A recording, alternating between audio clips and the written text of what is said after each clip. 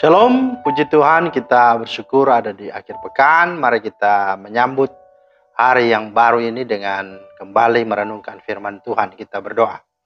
Bapa di sorga, kami bersuka cita dan bersyukur karena kembali lagi hari ini Engkau rahmati bersama kami dengan keluarga untuk merenungkan firman-Mu. Mohon hikmat dan pengertian daripada-Mu ya Roh Kudus. Di dalam nama Tuhan Yesus kami berdoa. Amin.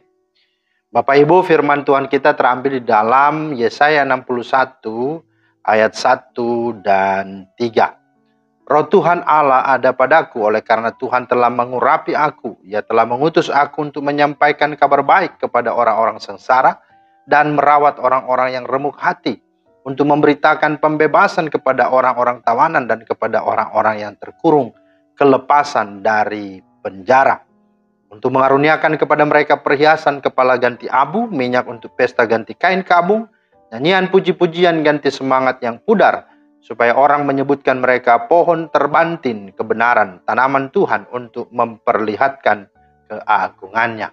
Itulah firman Tuhan yang menjadi dasar renungan kita pada hari ini.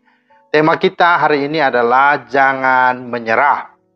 Nah, Bapak Ibu, ketika sedang mengalami terpaan, badai, topan, pergumulan, persoalan, dan kegagalan, kebanyakan orang cenderung berputus asa dan menyerah atau kalah pada keadaan. Mereka berpikir masalah atau kegagalan sebagai akhir dari segala-galanya. Mereka lupa bahwa ada Tuhan, bahwa Tuhan yang kita sembah adalah Tuhan yang Maha Kuasa.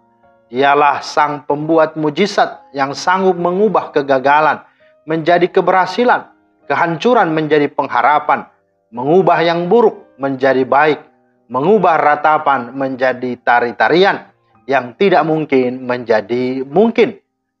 Sebab bagi Dia, bagi Tuhan tidak ada yang mustahil.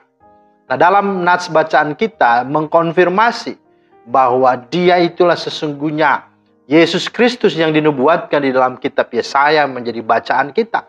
Dikatakan bahwa roh Tuhan Allah ada padanya, dan Dia datang untuk sungguh menyampaikan kabar baik kepada orang-orang sengsara dan merawat orang-orang yang remuk hati, memberitakan pembebasan kepada orang-orang tawanan dan kepada orang-orang yang terkurung kelepasan dari penjara, bahkan untuk mengaruniakan kepada mereka perhiasan kepala ganti abu, minyak untuk pesta ganti kain kabung, nyanyian pujian ganti semangat yang pudar. Apa yang bagi manusia kegagalan, apa yang menjadi bagi manusia adalah kehancuran, menyedihkan, mendatangkan duka, atau mungkin dianggap seperti nasi menjadi bubur, bagi Tuhan tidak ada yang tidak mungkin. Dia sanggup memberikan harapan baru bagi kita semua. Dan hal ini seharusnya mendorong kita untuk tetap optimis, untuk tetap bersemangat dalam menjalani kehidupan ini. Dan tidak perlu menyerah atau kalah pada masalah atau dalam segala keadaan.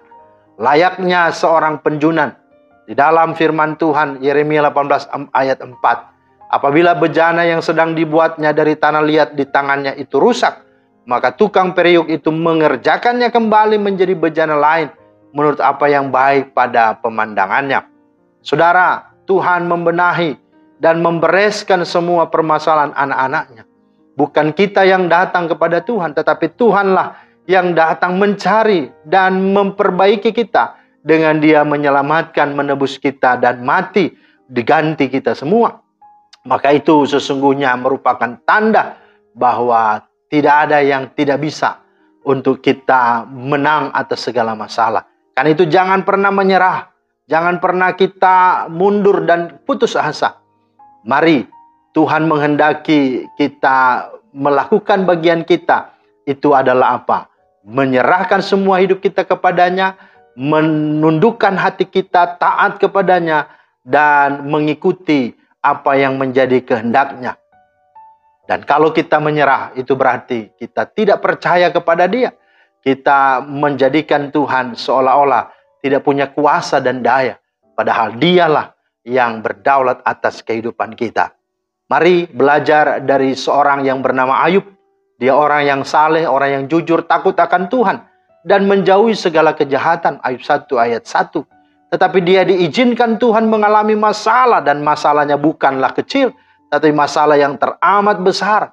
beratnya masalah yang dialami Ayub sepertinya menjadi akhir dari segala galanya dalam hidupnya. Tetapi sungguh tidak bisa lagi dipulihkan secara manusia. Karena semuanya sudah habis, hartanya, bahkan anak-anaknya, bahkan segala hidupnya pun sungguh tidak ada lagi kekuatan. Andai saja Ayub langsung menyerah pada keadaan, ia tidak akan pernah melihat perkara-perkara besar dinyatakan padanya.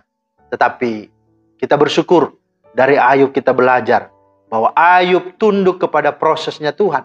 Itu sebabnya di dalam Ayub 23 ayat 10, Ayub berkata, "Karena dia tahu jalan hidupku, seandainya ia menguji aku akan timbul seperti emas."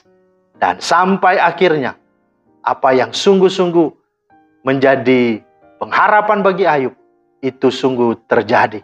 Tuhan memulihkan dan Tuhan memberkati serta menggantikan 2 kali lipat dalam kehidupan Ayub. Dalam Ayub 42 ayat 10.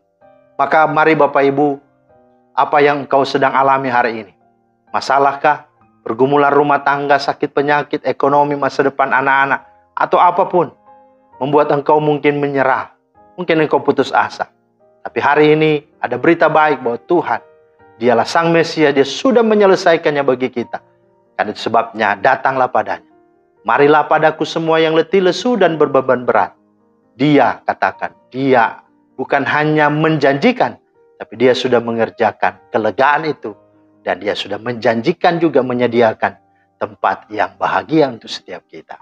Kiranya Tuhan menolong dan memberkati kita semua. Amin. Terima kasih Tuhan atas firman-Mu, kami bersyukur. Biarlah dalam segala tantangan kehidupan, bahkan masalah di tengah-tengah dunia ini, bahkan di tengah-tengah keberadaan kami tidak putus asa, kami tidak menyerah. Tetapi kami sungguh berserah pada Tuhan, kami menaruh seluruh hidup kepadamu dengan mengandalkan-Mu. Karena Engkaulah tempat kami berngadu, tempat kami berteduh, tempat kami meminta pertolongan. Karena Engkau sungguh terbukti. Kami bersyukur, kami bangga punya Allah seperti-Mu.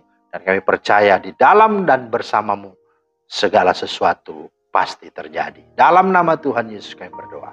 Amin. Demikianlah firman Tuhan hari ini, kiranya menjadi berkat. Selamat berakhir pekan. Tuhan Yesus memberkati. Shalom.